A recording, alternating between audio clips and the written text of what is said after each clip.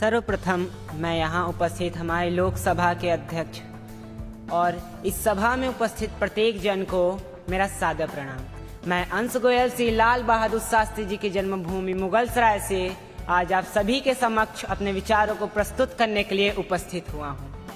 आज का दिन हमारे लिए बहुत ही गौरव का विषय है, क्योंकि आज के दिन हमारे देश के राष्ट्रपिता श्री महात्मा गांधी जी की जयंती है और साथ ही हमारे देश के द्वितीय प्रधानमंत्री प्रसिद्ध गांधीवादी श्री लाल बहादुर शास्त्री जी की जयंती है। और आज के इस शुभ अवसर पर मैं उन्हें अपना श्रद्धा सुमन अर्पित करता हूँ। श्री लाल बहादुर शास्त्री, जब भी हम ये नाम सुनते हैं तो हमारे मनोमस्तिष्क में एक चित्र छा जाता है, जिसमें जिनका संपूर्ण जीवन उनके सादगी का प्रतीक है, जिनके जीवन के प्रत्येक कार्यों में उनकी ईमानदारी, उनकी एकता तथा उनकी देशभक्ति की झलक दिखाई देती है। वह साथ ही साथ उनके प्रत्येक कार्य व प्रत्येक वाक्य हमारे लिए आदर्श हैं। वो हैं लाल बहादुर शास्त्री जी। शास्त्री जी बचपन से ही बहुत ही मेहनती व जिज्ञासु थे। इन्होंने विभिन्न कठिनाइयों के बाद जब अपने स्नातक की शिक्षा को पूर्ण किया, तब इन्हें काशी विद्यापीठ के द्वारा शास्त्री की उपाधि से अलंकृत किया गया और उस समय इन्होंने अपने उपनाम श्रीवास्तव, जो कि इनके धर्म और जाति का बोध कराता था, उसे हटा करके अपने ज्ञान का बोध कराने वाले शब्द शास्त्री को अपनी पहचान बना ली, जो कि इनके प्रगतिशील सोच का परिचायक है। शास्त्री जी ने विभिन्न प्रकार के स्वाधीनता संग्रामों में अपनी सक्रिय भागीदारी दी।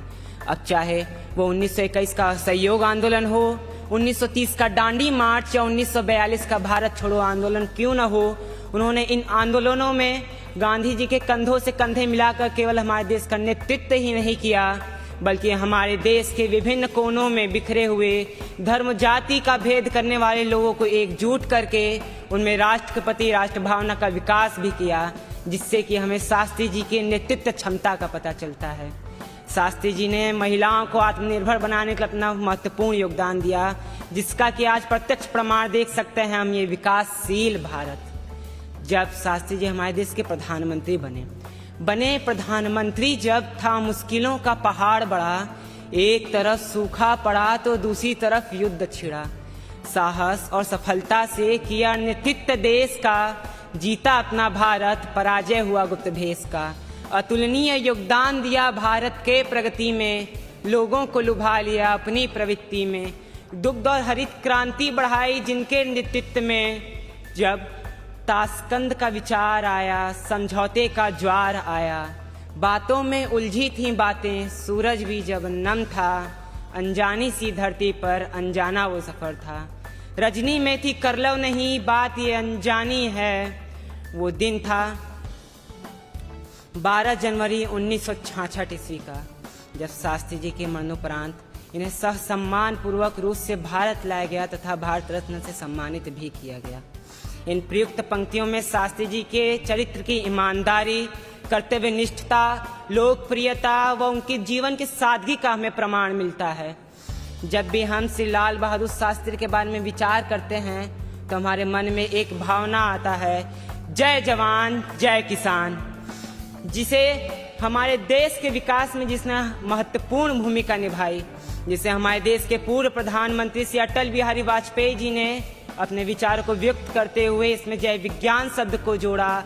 और वर्तमान में हमारे देश के यशस्वी प्रधानमंत्री श्री नरेंद्र मोदी जी ने हमारे देश की प्रगति को देखते हुए इसमें एक शब्द को जोड़ के इसे पूर्ण कर दिया है, जिसने कि अब जय जवान जय किसान जय विज्ञान जय अनुसंधान का रूप ले लिया है, जो कि हमारे देश की प्रगति का एक सूचक है, उसकी प्रसिद्धि है, उसका परिचायक है।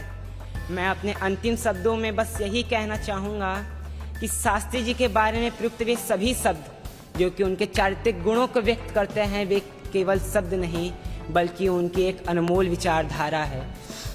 यह हमारे लिए गर्व का विषय है कि हम प्रत्येक वर्ष श्री लाल बहादुर शास्त्री व श्री महात्मा गांधी जी की जयंती के रूप में मनाते हैं, परंतु इससे भी अधिक गर्व का विषय हमारे लिए यह होगा कि हम उनके बताए गए मार्ग पे का अनुसरण करते हुए उनके चरित्र के गुणों को अपने अंदर आत्मसात करने के पश्चात अपने साथ साथ अपने देश के विकास के लिए अपना संपूर्ण योगदान दें, क्योंकि हमारे देश के विकास से ही हमारा विकास संभव है। और इन्हीं पंक्तियों के साथ मैं अपनी वाणी को विराम देना चाहूँगा। जय हिंद, जय भारत।